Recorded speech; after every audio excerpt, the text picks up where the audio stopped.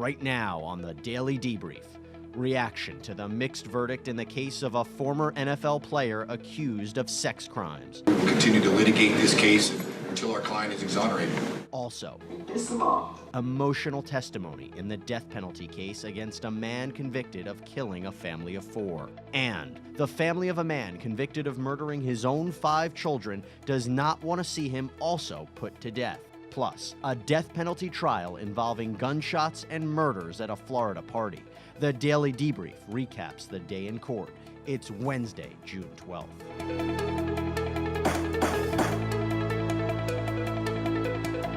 Good evening, everybody, and welcome to the Daily Debrief. I'm Jesse Weber in for Aaron Keller, joined here by Linda, Kenny Bodden, and Bob Bianchi. We've got a lot to break out, so let's get started. First up, the defense team for Kellen Winslow II is vowing to fight to exonerate the former NFL player convicted of sex crimes. We begin tonight with Aaron Keller breaking down the complicated outcome. Of rape by force or fear. Count 4 involves Jane Doe number 2. The jury convicted Winslow of raping the woman who described herself as homeless. They had me take my pants off and pulled me on front of the seat and, started to rape me. During testimony, she refused to look at the defendant. I really don't want to look at him, sir. I don't appreciate it. Appreciate what? But I have to look at my rapist. However, the jury refused to agree on a special allegation that Winslow raped more than one woman. Count 6. Guilty. Count 6 involves Jane Doe number 3. Here, the jury convicted Winslow of exposing himself to the woman who was gardening at her home not far from Winslow's. She testified through an interpreter. I was walking toward the orange tree, and then he was following me. And then he took his pants and then exposed his penis to me. Evidence from a fitness app placed Winslow at the home of the accuser the day of the incident and the day before. Count 9. Guilty. Count 9 involves Jane Doe number 5. Here, the jury convicted Winslow of lewd conduct at a fitness center weight room. I had to look because he's right on my face, and I noticed that he has an erected penis. Right on my face. Pointed his penis. She said, "Do you see this?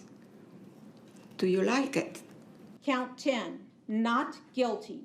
But the jury acquitted Winslow of another instance of alleged lewd conduct in a gym jacuzzi. I could not see, but I can think what he was doing. He was masturbating. The jury deadlocked as to the remaining counts involving Jane Doe number 5, cruelty to an elder, and battery against an elder. The jury also deadlocked as to all counts involving Doe number 1, the transient who said she lied about the source of blood on her pants, and as to all counts involving Doe number 4, who said Winslow raped her 2 weeks after consensual sex back in 2003, when she was 17 and he was 19. This is Aaron Keller reporting. The judge declared a mistrial on the 8 counts over which the jury was hung. Now, here was the vote split on only the counts where the jury was hung. The split was 7 guilty, 5 not guilty as to the kidnapping, rape, and forced oral copulation charges pertaining to accuser number 1. The split was 10-2 as to the sodomy of Jane Doe number 2. As to Jane Doe number 4, the split was 8-4 on the rape of an unconscious person, but was 10-2 on rape, which means Winslow was close to being convicted of a second rape and would have potentially faced 15 years to life in prison. Jane Doe number 5, the jury was split 10-2 on accusations involving the accuser's age. Ultimately, the jury was leaning toward a conviction on all counts, but the vote must be unanimous. Now, both sides reacted to the mixed result of this trial. That's not surprising. First, though, here's the defense. Well, we always knew that the case wasn't strong. I mean, we have a unique case where our key witnesses were the police. I mean, very rarely do you see a defense case calling police as their key witnesses. So we've always thought the case was very weak. We're going to continue to litigate this case until our client is exonerated. There is a dispute amongst jurors, so we can't tell what the next 12 are going to do. It could be a bigger split, or it could go the other way. The point is, there's a dispute as to the credibility of these witnesses, and I think that's very important. We took on all these cases at once, and we still, prevailed to the point where we did not get convicted of everything, and we have more litigation to do. Next, the prosecution emphasized that a majority of the jury favored guilt on all the counts. What those numbers tell me is that the jury diligently considered the case. They followed the law that the court provided them, and they very nearly did reach a unanimous verdict as it related to multiple forcible sex crimes. The district attorney's office has a process for evaluating any mistrials that result from a hung jury. We're going to follow that process, but when the jury's vote does favor guilt, that is a significant factor in considering whether or not to proceed with the retrial. But it's a done deal. There will be a new trial? I'm not ready to comment at this time that there will be a retrial. Do you think that decision will be made by Friday's hearing? I think there's a significant possibility that it will be, but I'm going to defer to Ms. Steffen to make that decision. All right, let's break it down. Joining me tonight is criminal defense attorney Linda Kenny-Bodden and former prosecutor Bob Bianchi. Bob, I want to start with you. I mean, it seems like a second trial is likely, but if you're the prosecutor, do you push forward? Okay, well, here's the deal, okay? As the prosecutor, I'm playing with the house's money right now. I'm going to get probably an 8-year sentence or something close to it. So right now, I'd be sitting there with my staff like I did many times before, Jesse, and say, you know what? I may even think of putting the B team in on this one, because all I can do is I can't lose the case because I already got time on the guy. However, what I would say, in order to spare the victims from testifying again and going through another retrial, I would approach the defense or ask the defense to approach me, and I would do something like this. If you accept the 8 years, we plead guilty with the other victims, will run concurrent sentences and the whole matter's done, and we move on from here. If not, I will look for life. Whew. It's like a tough strategy. But Linda, if it's only 8 years, so what, right? But do you take a plea? Do you dig down and take a plea? If it's 8 years, that's it, sure. But here, it's a chess game because we don't know whether the other victim's going to testify. And I'm not talking about number one. Push her aside. She's never testifying again. The question is whether victim number 4, Jane Doe number 4, alleged victim, is going to testify, right? That's the real issue. And so you may want to sit as a defense and wait. Yeah, but that's what you. You know why? Because Because if you wait, you may. I got the power. I've got the power of the subpoena, and while I want a victim to want to get up there, the fact of the matter is I can force them there, and I am empowered and emboldened as a prosecutor in this case that there were 10 to 2s. Right. 10 to 2s. You were empowered, but the problem is her psychiatrist may say it's going to hurt her. Listen, every jury's different. It's hard to predict what'll happen. We try to predict, and we never get it right. Well, sometimes we do. Anyway, the penalty phase is underway in a California trial involving the murders of a family of 4. After 5 months of testimony and 22 hours of deliberation, the jury convicted Chase Merritt of murdering all 4 members of the McStay family. The defense focused on a series of unknown DNA samples inside the family's graves and unsuccessfully argued a number of other points of doubt. Here's how the prosecution asked the jury to send the defendant to death row. The circumstances of the offense include the murder of an individual, Joe McStay. And there the boys are on the swings. Woo! Who the defendant befriended. Summer McStay, who clearly took the brunt of the injuries when you heard testimony about her remains and how she was found with her jaw broken. The circumstances that include a mother's inability to protect her 2 children that were bludgeoned to death. The circumstances include the age and the innocence of Joe Jr. and Gianni McStay, 2 small children who were bludgeoned to death merely because they could identify the individual, the defendant. Wow. Now, the defense, they chose not to give an opening statement for this phase of the trial. The mother of victim Joseph McStay reacted to that video you just saw. Invisible.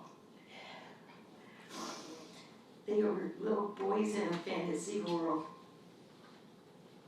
And they did everything with their parents and us and parks and Legoland, and they didn't know fear. They didn't know to be scared. They didn't know hurt. They just were in this fantasy world, and we'll never get to see them grow up or talk to them. I go to the Grace, I talked to them. I got to bury them all together, so. How has your life changed since your son has been murdered? One minute you have a whole family, next minute half of your family's just missing, and the hurt will never go away. On the financial end, it was devastating. I had lost my house, I lost everything, but I didn't care. I was gonna find them. And yet, you miss their sounds and their laughter, and now I go to a gravesite and talk to them. It'll never, ever be the same. Never. That's one family member. Brother Michael McStay waited more than a week to check on the missing family, despite pleas from others to do something sooner. Here, he describes a so-called drop-dead date when he would act if he had heard nothing. He also blamed the press for aggravating his family's loss. Did you have reason to believe that they may not be okay? And were you thinking about that? I was concerned at that point that there was problems, yeah, but, you know, that's why the drop dead date was the 15th. So my mindset was really just to see if I could reach him. What was the role of the media in your life after February 15, 2010? They won't leave you alone. I mean, they call and call and call and call, and they're just relentless. They don't care about getting the truth or getting it right. They just want ratings. So I figured out a way to, you know, keep the story out there as much as I could, you know. So I figured I'll just use them like they're using this, and hopefully, you know, somebody will see something, somebody somewhere. I mean, you can't have 4 people just disappear off the planet and not somebody see something. So, you know, not to be truthful or anything like that. Just, you know, they want whatever, I'll talk to whoever, whenever. Next up, the Connecticut man accused of tampering with evidence in the bizarre disappearance of his estranged wife was back before authorities today. Fotis Dulos and his girlfriend Michelle Traconis pleaded not guilty yesterday to tampering with evidence in the disappearance of Jennifer Dulos. Jennifer disappeared more than 2 weeks ago. The husband posted a $500,000 bond and met with probation officials to discuss his GPS monitoring bracelet. Still ahead on the Daily Debrief, trials in 2 states both involve the death penalty. The first in Florida against a man accused of shooting 3. And inside the death penalty trial of the man who tried to claim he was insane when he killed his 5 children. Jurors must decide a punishment. Updates are after the break.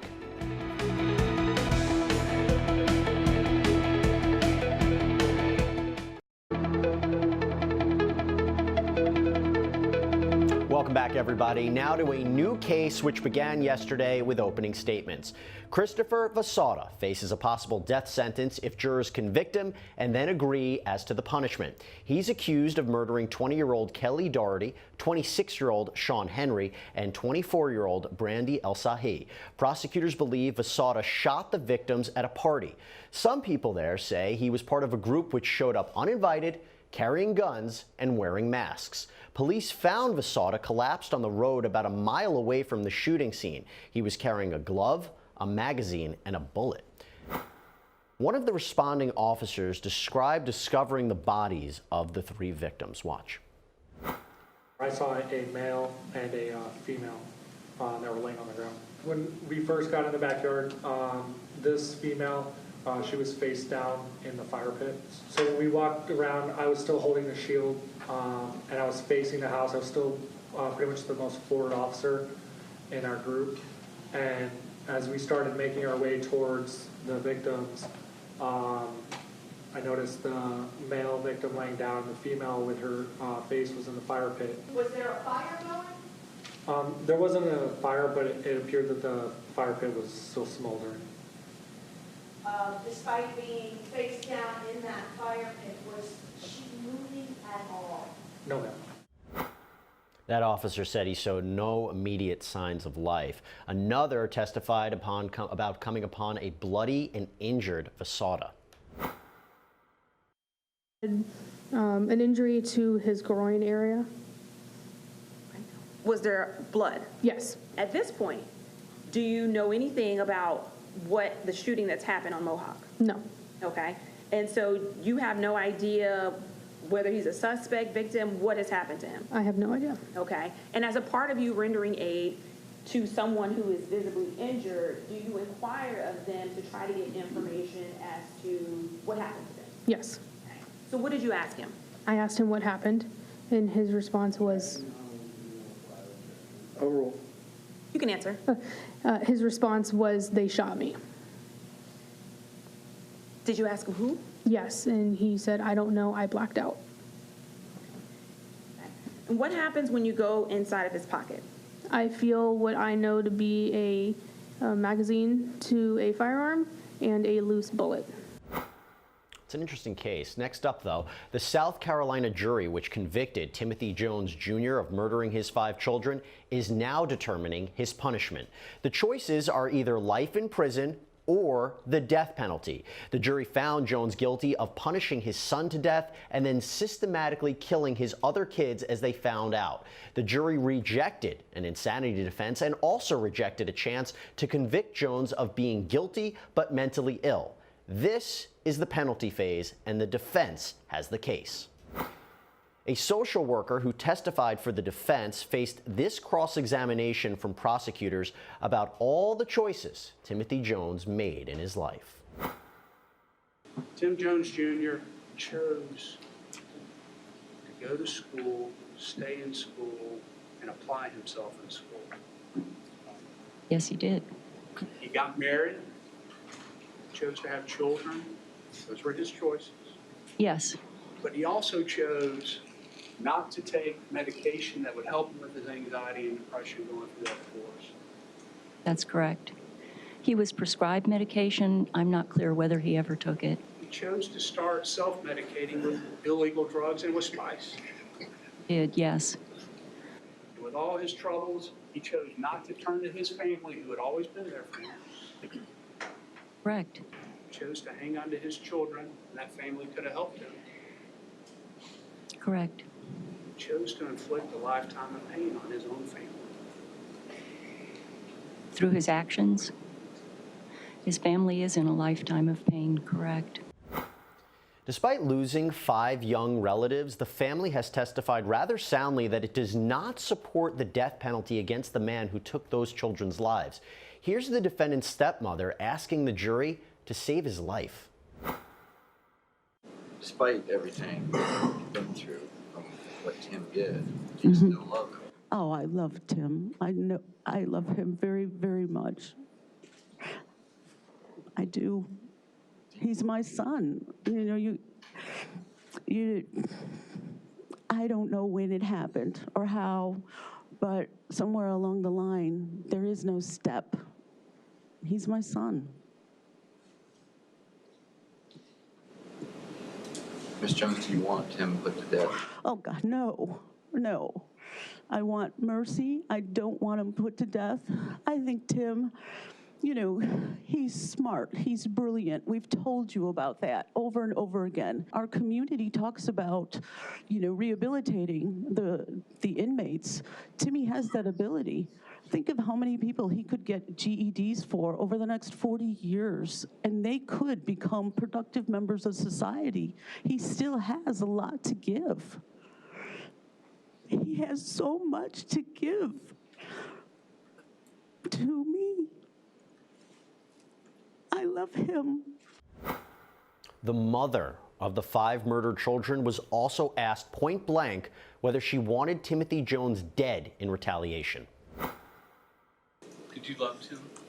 I did. I'd be lying if I sat here and said that everything in our marriage is bad. Do you want Tim put to death?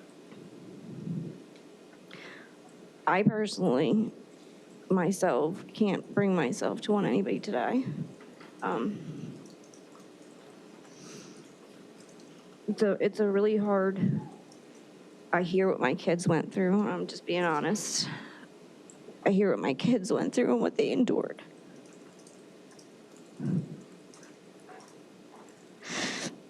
Sorry. And as a mother,